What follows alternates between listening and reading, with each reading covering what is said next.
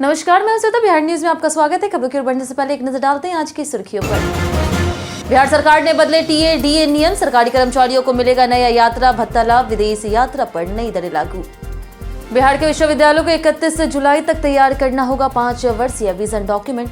उच्च शिक्षा में बड़े सुधार की तैयारी तेज, शोध और रोजगारोन्मुख शिक्षा पर होगा खास फोकस। बिहार के 5 जिलों में अब तैयार होंगे एसएसपी। सरकार ने एसपी पद नाम बदल करके बढ़ाई जिम्मेदारी, ग्रामीण एसपी के भी तय किए गए कार्य क्षेत्र। बिहार के कृषि विश्वविद्यालयों में खाली पदों पर जल्द होगी बड़ी भर्ती, बीपीएससी और बीएसएससी के जरिए भरे जाएंगे पद। कृषि मंत्री विजय कुमार सिन्हा ने दिए सख्त निर्देश। सूर्यवंशी की इंस्टाग्राम स्टोरी से क्रिकेट जगत में मचा बड़ा तहलका। 15 साल के युवा खिलाड़ी का नया चैप्टर पोस्ट ने डेब्यू के दिए संकेत, फैंस में उत्साह। चलिए एक नजर डालते शाम तक की बड़ी खबरों की ओर विस्तार से। बिहार के सरकारी कर्मचारियों को मिलेगा नया यात्रा भत्ता लाभ। बिहार सरकार ने सरकारी कर्मचारियों के यात्रा भत्ता यानी कि टीए और दैनिक भत्ता यानी कि डीए नियमों में बड़ा बदलाव करते हुए नई यात्रा भत्ता संशोधन नियमावली 2026 लागू कर दी है। अब सरकारी काम से विदेश जाने वाले कर्मचारियों को विदेश मंत्रालय के निर्धारित दरों के अनुसार भत्ता मिलेगा। यात्रा के दौरान मुफ्त ठहरने और भोजन मिलने पर पुराना नियम समाप्त कर दिया गया है। टैक्सी और सरकारी वाहन उपयोग के लिए नए प्रावधान लागू किए गए। साथ ही यात्रा भत्ता लेने के लिए बोर्डिंग पास जमा करना अनिवार्य होगा, जिससे पारदर्शिता बढ़ेगी और फर्जी दावों पर रोक लगेगी। बिहटा में बनेगी बड़ी ईवी और बैटरी निर्माण यूनिट।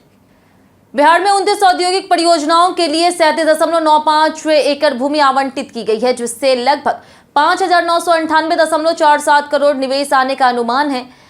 इसमें इम्पारा लाइफ इंडिया प्राइवेट लिमिटेड का 5,600 करोड़ का निवेश सबसे बड़ा है, जो किसी निजी एकल कंपनी का अब तक का सबसे बड़ा प्रस्ताव माना जा रहा। कंपनी बिहटा के सिकंदरपुर औद्योगिक क्षेत्र में लिथियम आयन बैटरी और इलेक्ट्रिक वाहन निर्माण इकाई लगाएगी। इन परियोजनाओं से लगभग 3,000 रोजगार अवसर पैदा होने की संभावना है। सरकार ने कहा कि निवेश, बेहतर बुनियादी ढांचे और उद्योग अनुकूल नीतियों से बिहार के औद्योगिक विकास को नई गति मिलेगी। बिहार के 5 जिलों में अब तैनात होंगे नए एसएसपी। बिहार पुलिस प्रशासन में बड़ा बदलाव करते हुए समस्तीपुर, मधुबनी, वैशाली, सिवान और पूर्वी चंपारण में वरीय पुलिस अधीक्षक पद सृजित किया गया है। इन जिलों में पहले पुलिस अधीक्षक कार्यरत थे, जिनके पदनाम को अब एसएसपी में बदल दिया गया। पुलिस मुख्यालय ने ग्रामीण एसपी के कार्य क्षेत्र और जिम्मेदारी भी तय कर दी है, ताकि अधिकारों के टकराव से बचा जा सके। नई व्यवस्था के तहत कानून व्यवस्था, अपराध नियंत्रण और जांच प्रक्रिया को अधिक प्रभावी बनाने की कोशिश की गई। सरकार का मानना है कि इससे बड़े जिलों में पुलिस प्रशासन और मजबूत होगा। बिहार को बनाना होगा 5 साल का विजन डॉक्यूमेंट। बिहार के विश्वविद्यालयों और अंगीभूत कॉलेजों में शैक्षणिक गुणवत्ता सुधारने के लिए राज्यपाल सचिवालय ने नई पहल शुरू की है। सभी कुलपतियों को 31 जुलाई तक 5 वर्षीय विजन डॉक्यूमेंट तैयार करने के निर्देश दिए गए हैं। इसका उद्देश्य उच्च शिक्षा को आधुनिक, शोध आधारित और रोजगारोन्मुख बनाना है। इसमें बुनियादी ढांचे, शिक्षकों की संख्या, डिजिटल संसाधनों और गुणवत्ता सुधार के उपायों का आकलन किया जाएगा। चौथे वर्ष में शोध को अनिवार्य बनाने और नवाचार को बढ़ावा देने पर भी जोर रहेगा। विश्वविद्यालय और कॉलेजों को नैक मूल्यांकन और संस्थागत विकास के लिए इस योजना पर अमल करना होगा। कृषि विश्वविद्यालयों में रिक्त पदों पर जल्द होगी बड़ी भर्ती। कृषि मंत्री विजय कुमार सिन्हा ने कृषि विश्वविद्यालयों में नियुक्ति और कार्यप्रणाली की समीक्षा करते हुए रिक्त शिक्षक और शिक्षकेतर पदों पर नाराजगी जताई है। उन्होंने रिक्त पदों पर Bihar police public service commission यानी कि बीपीएससी और बिहार स्टाफ सिलेक्शन कमीशन के माध्यम से जल्द नियुक्तियां कराने के निर्देश दिए। साथ ही कृषि शिक्षा को रोजगारोन्मुख, अनुसंधान आधारित और किसान हितैषी बनाने पर जोर दिया गया। छात्रों के लिए स्टार्टअप, उद्यमिता और रोजगार संबंधित जानकारी बढ़ाने, प्राकृतिक खेती को बढ़ावा देने तथा फूड टेस्टिंग लैब और कृषि विज्ञान केंद्रों को बेहतर बनाने के निर्देश भी दिए गए। खान विभाग को मिला 5,040 करोड़ जुटाने का टारगेट। बिहार सरकार के खान और भूतत्व विभाग ने वित्त वर्ष 2026-27 के लिए राजस्व संग्रह का बड़ा लक्ष्य तय किया है। विभाग के अपर सचिव भारत भूषण प्रसाद ने सभी जिलाधिकारियों को जारी पत्र में बताया कि व्यापक समीक्षा के बाद खनन और भूतत्व क्षेत्र में कुल 5,040 करोड़ राजस्व वसूली का लक्ष्य निर्धारित किया गया। इस लक्ष्य को पूरा करने के लिए सभी जिलों की क्षमता के आधार पर जिलावार लक्ष्य सूची भी जारी की गई है। सरकार ने जिलाधिकारियों को निर्देश दिया है कि वे तुरंत प्रभावी कार्य योजना तैयार करें, राजस्व वसूली की प्रक्रिया में तेजी लाए और जमीनी स्तर पर लगातार निगरानी कर लक्ष्य हासिल सुनिश्चित करें। लालू परिवार को फिर मिलेगी जेड श्रेणी की सुरक्षा।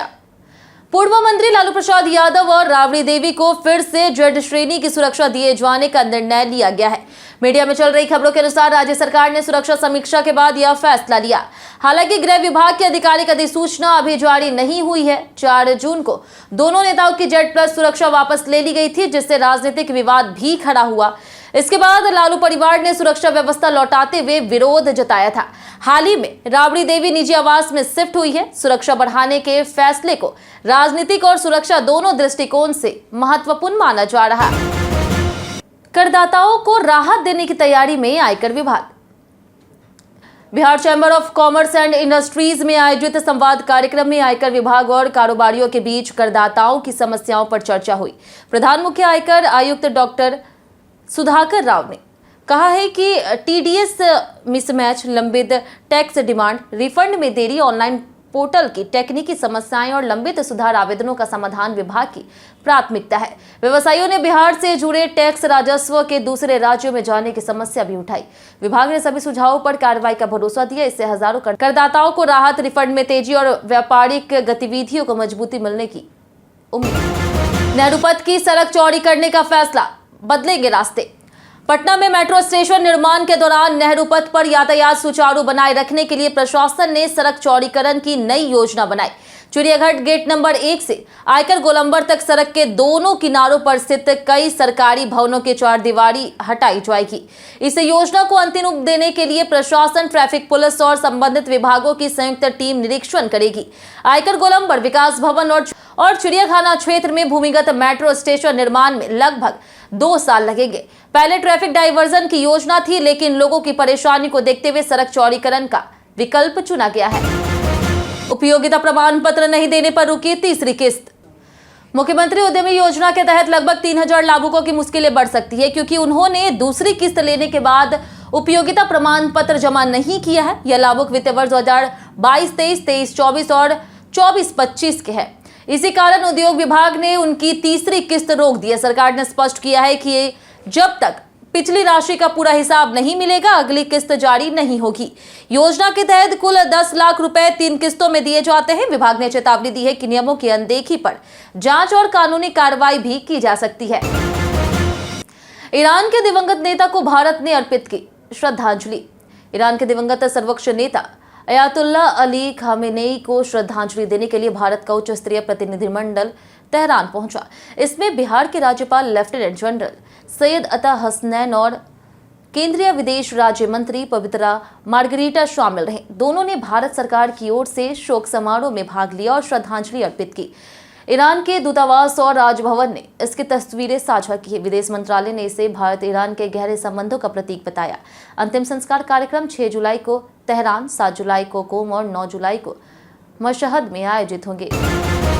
स्वास्थ्य विभाग का बड़ा फैसला, अब नहीं होगी मनमानी पोस्टिंग। बिहार के सरकारी अस्पतालों में डॉक्टरों की मनमानी प्रतिनियुक्ति पर स्वास्थ्य विभाग ने सख्त रोक लगा दी है। विभाग के सचिव कुमार रवि ने सभी जिलाधिकारी को पत्र जारी कर स्पष्ट किया है कि अब किसी भी डॉक्टर को जिला स्तर से अन्य स्थान पर प्रतिनियुक्त नहीं किया जा सकेगा। वर्ष 2025 में बाढ़ और त्योहारों के दौरान दी गई अस्थायी छूट भी समाप्त कर दी गई है और उस आधार पर किए गए सभी पुराने आदेश रद्द होंगे। विभाग को लगातार शिकायतें मिल रही थी कि सिविल सर्जन मनमाने तरीके से प्रतिनियुक्ति कर रहे थे, जिससे प्रशासनिक और कानूनी समस्याएं बढ़ रही थी। सीमा पर गैर कानूनी गतिविधियों पर सरकार ने कसी कमर। मुख्यमंत्री सचिवालय में भारत नेपाल सीमा से जुड़े सुरक्षा और विकास कार्यों की समीक्षा बैठक आयोजित की गई। मुख्यमंत्री सम्राट चौधरी ने अधिकारियों को सीमा पर गैर कानूनी गतिविधियों और आर्थिक अपराधों पर कड़ी निगरानी रखने के निर्देश दिए। सभी चेक पोस्टों से 15 किलोमीटर क्षेत्र तक निगरानी बढ़ाने और संदिग्ध गतिविधियों पर तुरंत कार्रवाई करने को कहा गया। मादक पदार्थ की तस्करी रोकने के लिए जिला प्रशासन, पुलिस और सुरक्षा एजेंसियों के बीच नियमित समन्वय पर जोर दिया गया। सीमावर्ती जिलों में विशेष टीमें भी गठित की जाएगी ताकि सुरक्षा और विकास कार्यों को और मजबूत बनाया जा सके। बिहार पुलिस के सर्वर क्रैश से ऑनलाइन एफआईआर सेवा हुई बंद। बिहार सरकार की ऑनलाइन CCTNS यानी कि crime and criminal tracking network and system सेवाएं पिछले 4 दिनों से ठप है, जिससे ऑनलाइन एफआईआर, केस डायरी और अन्य सेवाएं प्रभावित हुई। समस्या का कारण सर्वर की हार्ड डिस्क क्रैश होना बताया जा रहा है। इससे पुलिस मुख्यालय, थानों, न्यायालयों और जेलों, इसके साथ ही अन्य एजेंसियों के बीच डेटा ट्रांसफर भी बाधित हुआ। सिटीजन सर्विस पोर्टल और पुलिस निगरानी से जुड़ी सेवाएं भी प्रभावित है। पुलिस मुख्यालय के अनुसार तकनीकी समस्या दूर करने के लिए एनआईसी के इंजीनियर बुलाए गए हैं और जल्द ही सभी ऑनलाइन सेवाओं को बहाल करने की कोशिश की जा रही है। वैभव सूर्यवंशी के इंस्टाग्राम स्टोरी से मचा तहलका। वैभव सूर्यवंशी के डेब्यू को लेकर के चर्चा तेज हो गई है और उनके इंस्टाग्राम स्टोरी ने क्रिकेट जगत में तहलका मचा दिया। 15 साल के इस युवा खिलाड़ी ने नया चैप्टर लिखते हुए एक फोटो साझा की, जिसे उनके सीनियर टीम डेब्यू का संकेत माना जा रहा है। इस पोस्ट में वह जश्न के माहौल में नजर आ रहे हैं, जिससे फैंस उत्साहित हैं। हालांकि टीम मैनेजमेंट और कोच मोडकल ने स्पष्ट किया है कि फिलहाल अभिषेक शर्मा और संजू सैमसन पर भरोसा जारी रहेगा। इसके बावजूद वैभव के डेब्यू को लेकर के अटकलें लगातार तेज हो गई है। बीते दिन हमारे द्वारा पूछे गए सवाल का जवाब आप लोगों में से बहुत लोगों ने हमारे कमेंट बॉक्स सेक्शन में लिख कर दिया। जिन्होंने हमारे द्वारा पूछे गए सवाल का जवाब दिया उनके नाम में गीता देवी, अमित पासवान, रंजित मिश्रा, राजेंद्र ताते, जितेंद्र ठाकुर, अबोध कुमार, संजीव कुमार, आदित्य प्रधान, उमेश कुमार, शंकर कुमार, मनोज दास, नरेंद्र कुमार, कैलाश कुमार, नगेंद्र कुमार, विजेश कुमार, कृष्णा कतरा, हरेंद्र सिंह, लक्ष्मी मेहता, अनवर करीम खान, राकेश मिश्रा और राजकिशोर महतो। इसी के साथ बढ़ते आज के सवाल की। आज का सवाल है, क्या बिहार में स्वास्थ्य व्यवस्था ग्रामीण इलाकों में पर्याप्त है? आप अपना जवाब हमें हमारे कमेंट सेक्शन में लिखकर जरूर बताएं। आज के लिए इतना ही। बिहार की तमाम खबरों के साथ बने रहने के लिए देखते रहे बिहारी न्यूज और साथ ही अगर यूट्यूब चैनल पर देख रहे चैनल को सब्सक्राइब कर दें और अगर आप फेसबुक पेज पर देख रहे हैं तो लाइक और फॉलो जरूर करें।